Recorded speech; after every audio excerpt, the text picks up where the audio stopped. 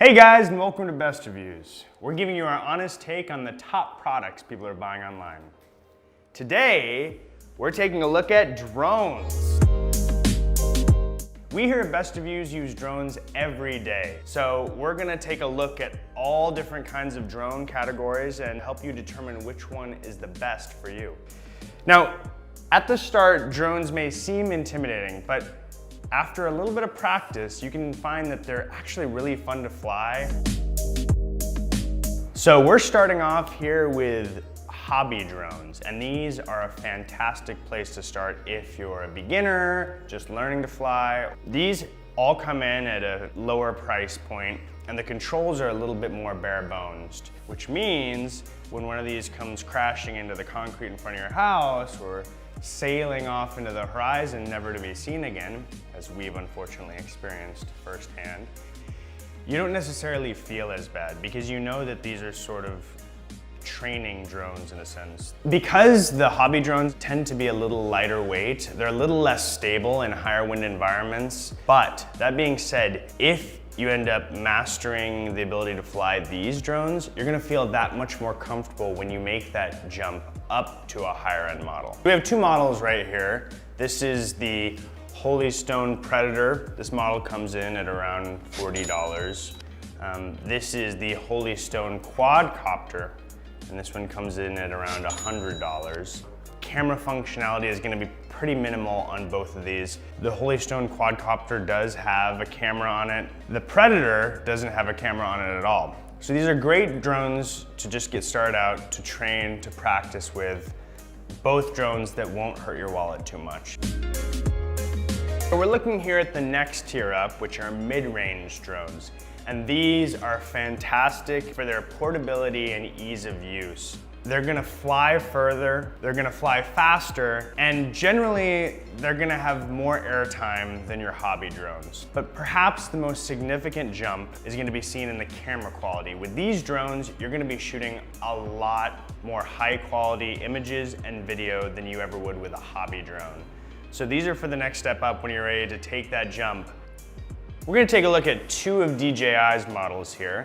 We have the Spark and the Mavic. Now the Spark here comes in at around $400. It shoots 1080p HD, and one of our favorite features about this little guy here is you can launch it and control it with your hands. It has about a 16-minute flight time, and if the whole hand gesture control system isn't for you, that's okay. You can also use your smartphone, or it comes with a little remote as well. Over here we have the Mavic, which comes in around $900. It does shoot 4K though. It seems fairly hefty, but these legs fold up to make it nice and compact. And actually, when the legs fold up here, it's just about as compact as the Spark. It has about a 30-minute flight time. And because of its size, it's a bit more stable in windy environments, making it really good and a bit more versatile depending on where you're taking it. The fun thing about this drone too is it's fast. So if you're looking for a drone that can really zip and race, this drone can go about 40 miles an hour, which is significantly more than even the Spark over here. The next tier up, and the last tier up for us today, are the high-end professional grade drones. These are the drones that you're gonna use if you need a dedicated aerial filmmaking device. Today here we have our best of the best pick for our drones, and that is the DJI Phantom 4 Pro. One of the things that we really like about this drone that sort of sets it one step above the rest is its stabilization. It is an incredibly stable machine. No matter how windy the environment, this thing is going to be able to keep that nice, crisp, still image for you. So these types of machines, these higher end models, are for you if you're a creative professional who's looking to do a lot of their work with drones. All right, so now we're gonna go over a few tips and tricks. Right off the bat, know your local laws and ordinances when it comes to flying drones. Generally, don't fly too close to an airport or a crowded area or in buildings. It's gonna vary place to place, but be sure to read up on those before you launch the thing into the air. Also, read your manual. Seems like a simple piece of advice, but these are complex machines and you're gonna have a much better flying experience if you read the manual first. Once it's up in the air, make sure you maintain a line of sight. These things can very quickly leave your field of vision, and that's where it can become pretty dangerous. One invaluable piece of advice, plan out your shots before you launch the drone into the air. All these drones only have a limited flight time, and that time can be super valuable if you're trying to get the right shot. So the more time you spend thinking about a shot before you send it into the air, the better it's gonna look overall.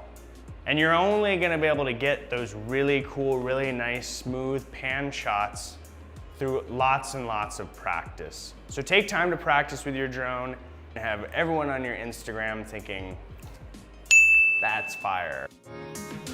So let's go over some basic functions that you'll find in any drone. Starting off, there's the throttle, and this controls the vertical movement of your drone. There's the pitch. This controls the forward and backward movement. There's also the roll that controls the left and right tilt of your drone. There's also the yaw that controls the rotation of the nose of your drone. And finally, there's the trim control that will adjust for any imbalance. So these are 5 functions that you'll find in every drone, but as you move up in price range, you'll notice that you'll have a lot more control over the sensitivity of these 5 functions. Hopefully we've been able to demystify some of your questions and concerns and made it easier for you to decide which drone might be right for you. We've looked at everything today from the more basic hobby drones in the lower end of the pricing spectrum, all the way up to the high-end photography drones on the higher end of the pricing spectrum. The point is, there's a drone out there for everybody. Thanks again, guys, and be sure to check us out at bestreviews.com, and please subscribe to our YouTube channel at youtube.com/bestreviews. See you next time.